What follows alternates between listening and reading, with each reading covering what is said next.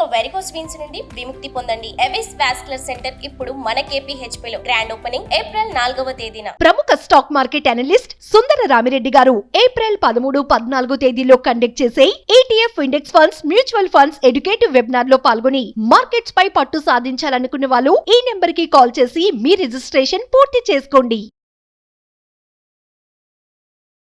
నమస్తే, welcome to Suman TV. నేను విష్ణు. ప్రస్తుతంతో పాటు ప్రముఖ స్టాక్ మార్కెట్ అనలిస్ట్ సుందరరామరెడ్డి గారు ఉన్నారు. వారితో మాట్లాడదాం. సార్ నమస్తే. సార్ నమస్తే.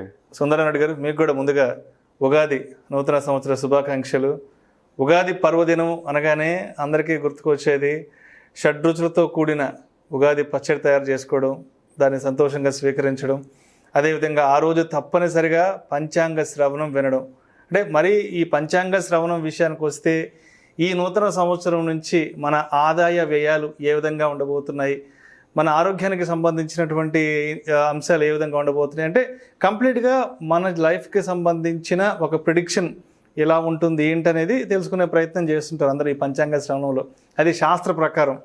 మన మార్కెట్స్ విషయానికి వస్తే, ఈక్విటీ మార్కెట్స్ విషయానికి వస్తే, మరి ఈ కొత్త సంవత్సరం నుంచి మార్కెట్లో ఏ సెక్టార్స్ కొంత హోప్ఫుల్గా ఉండబోతున్నాయి, ఏ సెక్టార్స్ మంచి రిటర్న్స్ని ఇవ్వబోతున్నాయి, అండ్ గత సంవత్సరం ఏ సెక్టార్స్ ఎలాంటి పెర్ఫార్మెన్స్ ఇచ్చాయి, ఇన్వెస్టర్స్కి ఎటువంటి రిటర్న్స్ ఇచ్చాయి అనే అంశాల గురించి మనం ఈ సందర్భంగా మరి మాట్లాడుకుందాం. అసలు గత సంవత్సరం ఓవరాల్గా మార్కెట్స్లో ఏం జరిగింది అండ్ ఈ సంవత్సరం ఏం జరగబోతుంది అంటారు? డెఫినెట్గా అండి. అండ్ ఫస్ట్ ఉగాది శుభాకాంక్షలు అండి. Sir thank you sir. ప్రేక్షకులందరికీ ఉగాది శుభాకాంక్షలు.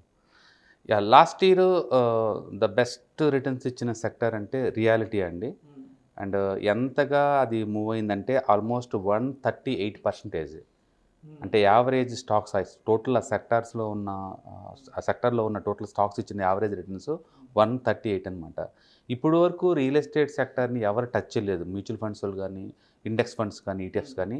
అలాంటిది ఆ మూవ్స్ ఎంత ఎక్కువ అట్రాక్ట్ చేసింది అంటే ఈ సంవత్సరం స్టార్టింగ్లో ఒకేసారి మోతిలాల్ ఓస్వాల్ వాళ్ళు, HDFC వాళ్ళు, టాటా వాళ్ళు, వీళ్ళు ముగ్గురు కూడా ఇండెక్స్ ఫండ్స్ లాంచ్ చేశారు. అంటే మీరు ఊహించండి ఎంతగా అది అట్రాక్ట్ చేస్తుందో. ఇప్పుడు వరకు రియల్ ఎస్టేట్ అంటే ఆ మ్యూచువల్ ఫండ్స్ వాళ్ళు అకౌంటింగ్ సిస్టమ్ సరిగా ఉండదని దూరంగా ఉంచేవాళ్ళు. అలాంటిది వాళ్ళే ఇండెక్స్ ఫండ్స్ లాంచ్ చేస్తున్నారంటే అది ముందు రోజుల్లో చాలా ఎక్కువ ఎక్స్పెక్ట్ చేస్తున్నారు ఆ సెక్టార్స్ నుంచి. కాబట్టి last year the best returns ఇచ్చిన సెక్టార్ అంటే నిఫ్టీ రియల్ ఎస్టేట్ అండి. అది ఆల్మోస్ట్ 138% ఇచ్చింది. సెకండ్ లీడింగ్ అంటే సెంట్రల్ గవర్నమెంట్స్ అండి, PSC అనమాట, పబ్లిక్ సెక్టర్ యూనిట్స్ మొత్తం కలిపి. ఇందులో NTPC కావచ్చు, పవర్ ఫైనాన్స్ కార్పొరేషన్ కావచ్చు, HL కావచ్చు, అన్నీ పవర్ సంబంధించిన కన్స్ట్రక్షన్ సంబంధించిన కంపెనీస్ మొత్తం కూడా. అండ్ ఆల్మోస్ట్ 113% ఇచ్చిందండి సెకండ్ బెస్ట్ రిటర్న్స్ అది. And third one and CPSC అండి, సేమ్ ఇది కూడా అంతే.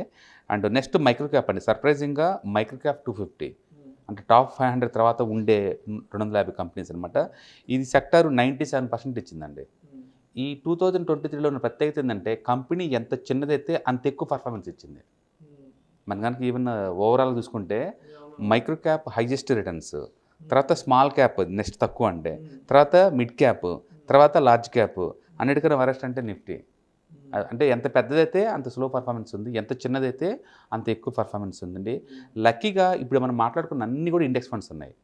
అంటే స్టాక్స్లో పెట్టి ఈ సంవత్సరం డబ్బులు ఎవరైనా సరే టోటల్ పోర్ట్ఫోలియో కనుక డబ్బులు రావట్లేదు అంటే this is the right time to shift to the index funds or ETFs. ఎందుకంటే ఇందులో ఇంత రిటర్న్స్ వస్తున్నప్పుడు విడిగా స్టాక్స్ కొని ఎందుకు ఉంచుకోవాలి మనం?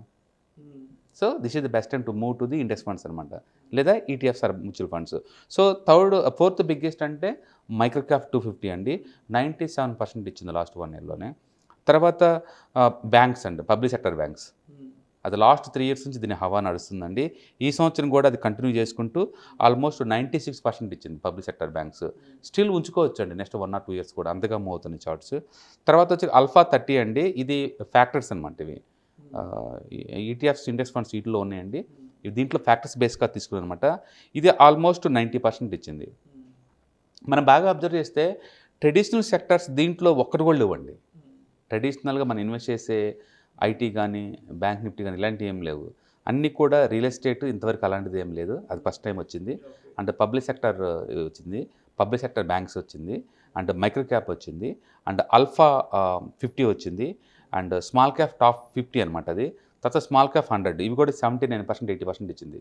అంటే ఒక స్మాల్ క్యాప్ 250 లాస్ట్ ఇయర్ 70% అండి. మనం అందరం స్మాల్ క్యాప్స్ తీసుకుంటే నాశనం అయిపోతాం, స్మాల్ క్యాప్ తీసుకుంటే లాస్ అవుతాం అంటున్నారు కదా. అలాంటి వాళ్ళు దాని ఒక ఇండెక్స్ని ఈటీఎఫ్ లాగా, ఇండెక్స్ ఫండ్ లాగా, మ్యూచువల్ ఫండ్ 3 ఫార్మాట్లో దొరుకుతుంది. అది తీసుకుంటే లాస్ట్ 1 ఇయర్ రిటర్న్స్ ఆల్మోస్ట్ 70% అండి. అండ్ నెక్స్ట్ వచ్చింది ఆటో సెక్టర్ అండి. ఆటో సెక్టర్ ఆల్మోస్ట్ 76% వచ్చింది. Surprisingly 2024 belongs to auto sector అండి. అది almost all sectors all time వెళ్ళిపోయినాయి. మారుతి కావచ్చు, టాటా మోటార్స్ కావచ్చు, M&M కావచ్చు, అన్ని ఆల్మోస్ట్ ఆల్ సెక్టర్స్ కూడా. నెక్స్ట్ మిడ్ క్యాప్ మూమెంట్ 50 అండి. అగైన్ ఫ్యాక్టర్ బేస్డ్ అనమాట. 75% ఇచ్చింది రిటర్న్స్. అండ్ ఎనర్జీ సెక్టర్ అండి 74. అండ్ నెక్స్ట్ నిఫ్టీ 200 మూమెంటమ్ 30 అండి. ఇది 72% ఇచ్చింది.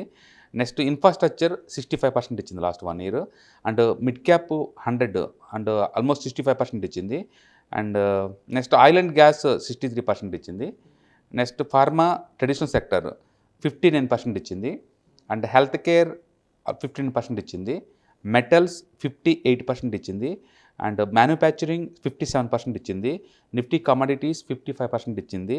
మొత్తానికి ట్రెడిషనల్ సెక్టర్స్తో పోల్చుకుంటే ఇలా థీమాటిక్ అండ్ ఫ్యాక్టర్ బేస్డ్ అయ్యి చాలా ఎక్కువ ఇచ్చింది ఈ సంవత్సరం. 2023 యొక్క గొప్పతనం ఏంటంటే రెగ్యులర్గా ఉండే ఈ ఐటీ ఇండెక్స్, బ్యాంక్ ఇండెక్స్ వీటన్నిటిని కాదని అంటే కొత్త కొత్త ఫ్యాక్టర్ బేస్డ్ సెక్టర్ స్పెసిఫిక్ పైకి వచ్చేసినాయి అండి. లీడింగ్ బాగా ఉన్నాయి. ఇప్పుడు ఇంతవరకు వచ్చి నేను బెస్ట్ చెప్పాను. ఇప్పుడు వరస్ట్ ఇచ్చి నేను చెప్తాను. ఉన్నంతలో తక్కువ రిటర్న్స్ ఇచ్చింది అంటే ఆల్మోస్ట్ బ్యాంక్ 17% అండి లాస్ట్ 1 ఇయర్ 17. రియల్ ఎస్టేట్ ఇచ్చింది 135. బ్యాంక్ సెక్టర్ ఇచ్చింది 17. అండ్ ప్రైవేట్ బ్యాంక్స్ ఇచ్చింది 16. మీడియా ఇచ్చింది 13.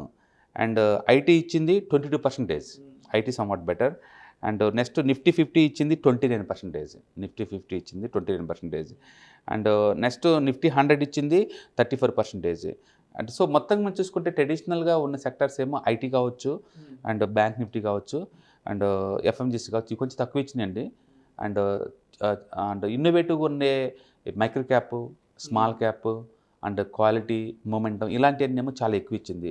మొత్తానికైతే power, infrastructure and real estate ఇవి నెక్స్ట్ 24లో కూడా కంటిన్యూ అయ్యే ఛాన్స్ ఎక్కువ ఉంది. ఎందుకంటే ఇండియా జీడిపి గ్రోత్ చాలా ఎక్కువ నడుస్తుందండి.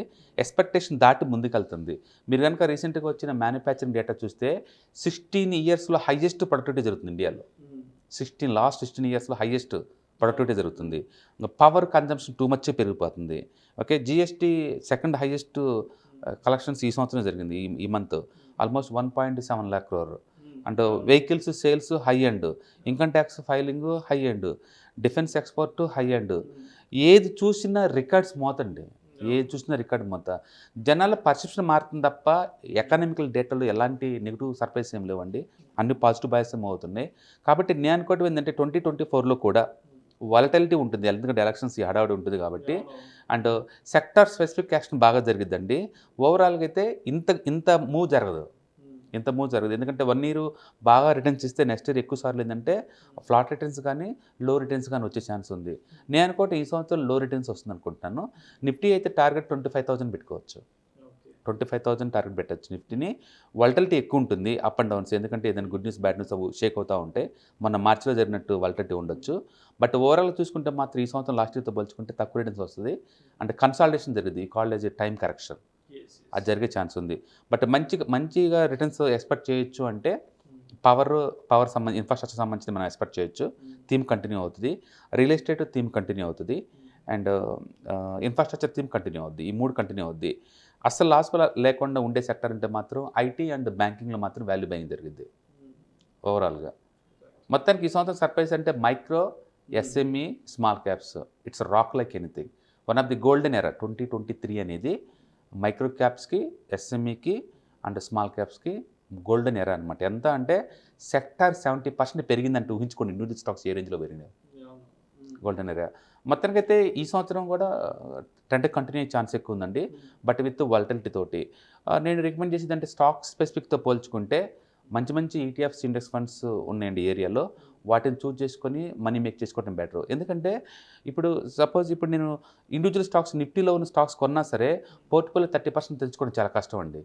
నిఫ్టీ 50 ఈటీఎఫ్ లాగా ఉంటే 30% వచ్చినాయి కదా, అది చాలా ఈజీ రూట్. అది స్మాల్ క్యాప్స్ మనకు నచ్చిన స్టాక్స్ కొన్ని పాజిటివ్, కొన్ని నెగిటివ్ ఉండి యావరేజ్ మీద సఫర్ అయ్యే బదులు ఆ స్మాల్ క్యాప్ నిఫ్టీని ఒక ఈటీఎఫ్ లాగా ఇండెక్స్ ఫండ్ లాగా మ్యూచువల్ కొంటే 70% వచ్చేది కదా. అందుకని ఇండివిజువల్ స్టాక్ రిస్క్ తగ్గించుకోవడానికి ఈ సంవత్సరం best go for ETFs, index funds and mutual funds. Safe and secure అనమాట లాంగ్ టర్మ్ పాయింట్ ఆఫ్లో. మొత్తానికైతే 2024 లాస్ట్ ఇయర్తో పోల్చుకుంటే తక్కువ రిటర్న్స్ వస్తుంది. Single digit returns most of the index. And time correction జరిగే ఛాన్స్ ఎక్కువ ఉంది.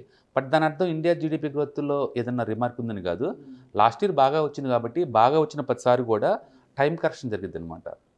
ఈ సంవత్సరం జరిగే ఛాన్స్ ఎక్కువ ఉంది. సో అయితే అంటే లాస్ట్ 90 డేస్లో అంటే జనవరి 1 నుంచి నిన్న మొన్నటి వరకు అంటే ఆల్మోస్ట్ 90 డేస్ కంప్లీట్ అయింది, 3 months కంప్లీట్ అయింది కాబట్టి ఈ 3 monthsలో అంటే మార్కెట్ని అంటే మేజర్గా పడగొట్టిన ఈవెంట్స్ ఏమున్నాయి అసలు? రైట్. ఎక్కువ సార్లు ఇదంతా పర్సెప్షన్ అండి. మనం ప్యానిక్ ఉన్నప్పుడేమో ప్రపంచం అంతా అల్లాడిపోతుందని భయపడతాము. మనం హ్యాపీగా ఉంటే ప్రపంచం అంతా హ్యాపీగా ఉన్నట్టు ఫీల్ అవుతుంటాం. అది జస్ట్ మన పర్సెప్షన్. బయట వాళ్ళకి అలా కనపడకపోవచ్చు. స్టాక్ మార్కెట్లో కూడా ఏమైందంటే ఈ జనవరి ఎంటర్ దగ్గర నుంచి ఈ సెబీ వాళ్ళ స్టేట్మెంట్లు అయి ఉండొచ్చు. మార్కెట్లో బబుల్ జరుగుతుంది ఇలా వాళ్ళు అడగటం వల్ల కావచ్చు. ఇలాంటి వాటి వల్ల ఇది అవుతుంది. మ్యూచువల్ ఫండ్ రిస్ట్రిక్ట్ పెట్టబోతున్నాము, అది ఓవర్గా ఇదవుతుందని చెప్పేసి మ్యూచువల్ ఫండ్కి స్ట్రెస్ టెస్ట్ పెట్టడం కావచ్చు. లేదా మహాదేవ్ యాప్ స్కామ్ ఒకటి బయటికి వచ్చి ఉండొచ్చు. లేకపోతే అప్పుడప్పుడు ఈ జిఎస్టీ డేటా మీద కావచ్చు, లేదా ఇన్కమ్ ట్యాక్స్ వాళ్ళు కానీ ఈ కంపెనీల మీద రైడ్ చేయడం వల్ల ఆ న్యూస్ వల్ల కావచ్చు. మొత్తానికైతే లాస్ట్ 3 monthsలో సడన్ జర్క్స్ ఎక్కువైపోయినాయి అనమాట. దాంతో మార్కెట్ లిటరల్లీ 0 రిటర్న్స్ వచ్చినాయి లాస్ట్ 3 monthsలో. అంటే నవంబర్ డిసెంబర్ నిఫ్టీ 12% పెరిగిందండి. 8% ప్లస్ 9% 2 monthsలో. ఆ మూవ్ మొత్తం కూడా మళ్ళీ బ్యాలెన్స్ చేసి పడేసినాయి 3 నెలల్లోనే. ఓకే, మళ్ళీ ఇప్పుడు మళ్ళీ ఏప్రిల్ 1 నుంచి మళ్ళీ హవా నడుస్తుంది.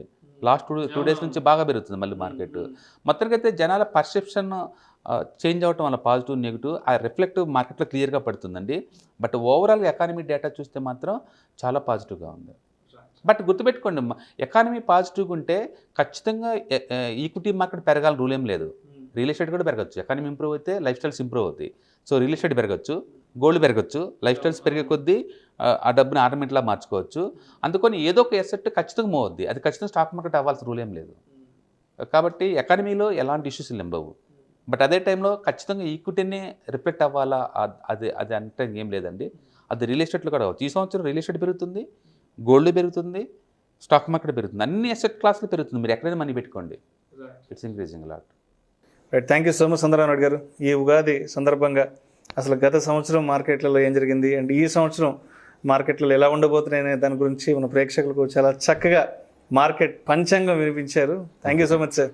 Thank you sir. ప్రముఖ స్టాక్ మార్కెట్ అనలిస్ట్ సుందర రామిరెడ్డి గారు ఏప్రిల్ 13, 14 తేదీల్లో కండక్ట్ చేసే ETF index funds, mutual funds educative webinar లో పాల్గొని మార్కెట్స్ పై పట్టు సాధించాలనుకునే వాళ్ళు ఈ నెంబర్ కి కాల్ చేసి మీ రిజిస్ట్రేషన్ పూర్తి చేసుకోండి. సుమన్ టీవీలో మీ పర్సనల్ అండ్ బిజినెస్ ప్రమోషన్స్ కోసం కింది నెంబర్ కి కాంటాక్ట్ చేయండి.